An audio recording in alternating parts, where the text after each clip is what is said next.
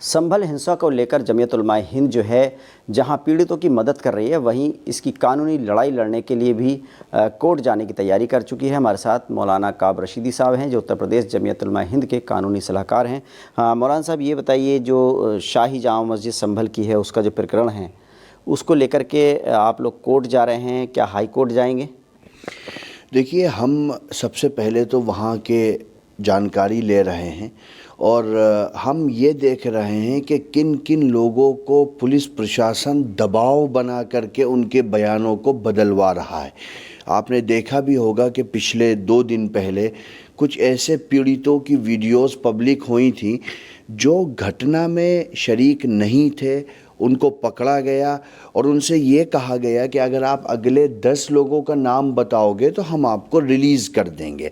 या इस तरीक़े से जो लोग भी उस दिन, जिस दिन ये पूरा प्रकरण हुआ संभल में, उस घटना में कहीं से कहीं तक उनका शमूलियत नहीं है, लेकिन उनको परेशान किया जा रहा है या उनको अरेस्ट किया गया है, तो जमीयत उलमाए हिंद उनको फ्री लीगल एड देगी, लोअर कोर्ट से लेकर के हाई कोर्ट तक।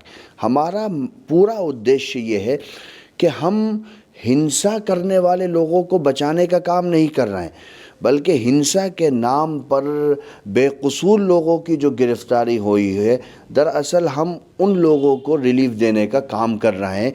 चूँकि ये हिंसा भारत के लोकतंत्र पे एक बहुत बड़ा सियाह धब्बा है। मैं ये बात पहले दिन से कह रहा हूँ कि ये संयोग नहीं है, बल्कि ये प्री प्लान प्रयोग है। 5 लोगों की निर्मम हत्या हुई है। हमारा पहला उद्देश्य ये है कि हम इन हत्यारों को कैफरे किरदार तक पहुंचाना चाह रहे हैं। और मैं फिर आपसे ये बात कहता हूं कि पुलिस की जो इन्वेस्टिगेशन है, उस इन्वेस्टिगेशन से मैं मुतमईन नहीं हूँ और न जमीयत उलमाए हिंद उससे मुतमईन है, चूँकि वो तो जो न्यायिक जांच आयोग भी बन गया है, उसकी टीम भी कल पहुंची थी, तो आपको न्यायिक जांच आयोग पर भरोसा है?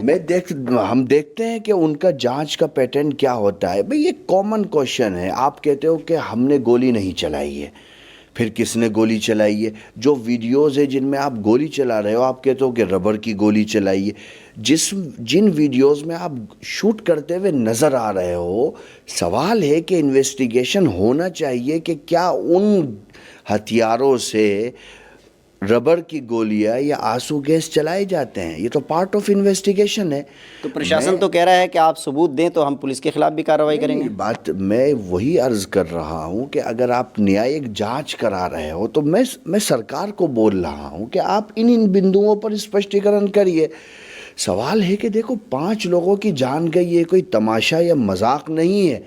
5 लोग, 5 परिवारों के चिराग बुझ गए हैं। आखिर कौन इन घटना के पीछे था कि इतनी आसानी के साथ में इतनी बड़ी घटना हो गई और गवर्नमेंट को उसका आता पता भी नहीं लगा है।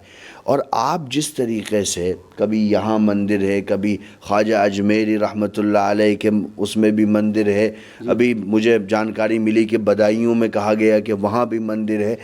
तो ये तो आपने पूरे देश का एक तमाशा बना दिया है। आप जहाँ कहोगे कि साहब यहाँ मंदिर, क्या 1991 का एक्ट नहीं है जो पार्लियामेंट से पास हुआ है? ऐसा कोई हरियाणा और पंजाब में अनेकों मस्जिदें ऐसी हैं जिनका स्ट्रक्चर मस्जिदों वाला है, लेकिन वो दूसरे धर्म के धार्मिक स्थल हैं।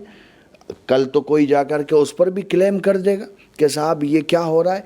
और फिर तो जमीयत ने क्या प्रोग्राम बनाया है, क्या रणनीति है? क्या हाई कोर्ट में जाएंगे इसको लेकर के, या एक बार फिर सुप्रीम कोर्ट जाएंगे? हमने पहले भी कहा था कि संभल की हिंसा को लेकर के हम कानूनी लड़ाई लड़ेंगे। मैं बिल्कुल नहीं कहूँगा कि लोग आके सड़कों पे लड़ें। हमने प्रदेश स्तर पर जुमे की नमाज से पहले भी अपील की थी, हमारे स्टेट प्रेसिडेंट साहब ने भी, कि लोग किसी भी रूप में पुलिस और मुसलमान आमने सामने ना आए। संभल में कहा जाता है 2 पक्षों की लड़ाई थी। साहब, 2 पक्ष कहाँ थे? वहाँ तो पुलिस और मुसलमान थे, कोई तीसरा पक्ष तो वहाँ था नहीं। तो आप ये कह देना कि पठान वर्सेस तुर्क लड़ाई थी या खान वर्सेस कुरैश लड़ाई थी, ये तो हास्यास्पद है।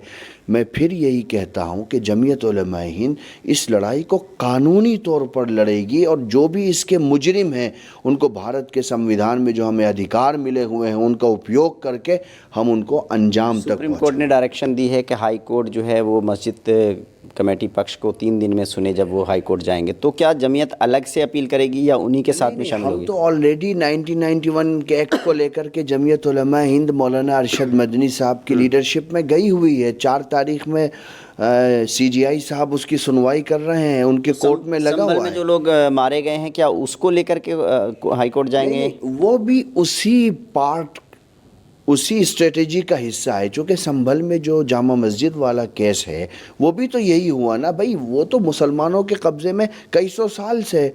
आप आज आकर के ये कैसे दावा कर सकते हो कि इसके नीचे तो मंदिर मतलब थे? देश भर में जो इस तरह के मस्जिदों के विवाद हैं उसको कंपाइल करके एक साथ आप सुप्रीम कोर्ट में जा रहे हम हैं? यही कह रहे हैं कि साहब जो पार्लियामेंट ने एक्ट बनाया है आप उसकी रेस्पेक्ट करिए। आप नहीं करोगे तो तमाशा बन जाएगा। आप कहोगे अजमेर शरीफ में है, कल कहोगे कलियर शरीफ में है, परसों कहोगे निज़ामुद्दीन के नीचे मंदिर है। आप तो हर मस्जिद के नीचे फिर मंदिर ही ढूंढते रहोगे, तो फिर आपको पता है देश कहाँ खड़ा होगा। संभल की हिंसा में कोई जीता नहीं है, संभल की हिंसा में भारत हारा है। ये वही भारत है जिसके बारे में स्वामी विवेकानंद ने कहा था कि दुनिया में अगर किसी पर अत्याचार होता है तो वो भारत आए, भारत उसको शरण देगा। जमीयत क्या चाहती है, क्या चाहती संभल हिंसा को लेकर? अगर उस भारत में 5 लोगों की निर्मम हत्या कर दी जाती है तो आप इनसे पूछो स्वामी विवेकानंद के बड़ी तस्वीरों पर माला जपने वाले लोगों से, क्या आप स्वामी विवेकानंद के सपनों का भारत बना रहे हो? जमीयत ने पहले भी कहा था कि आप हाई कोर्ट के सिटिंग जज के अंडर में जुडिशियल इंक्वायरी कराइए, इंडिपेंडेंट।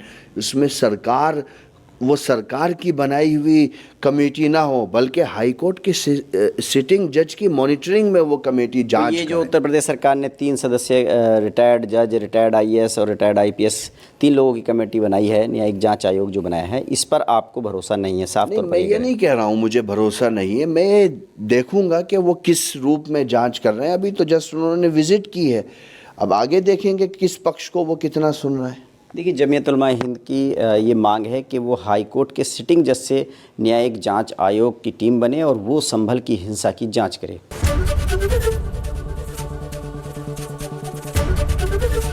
ABP गंगा, खबर आपकी, जुबान आपकी।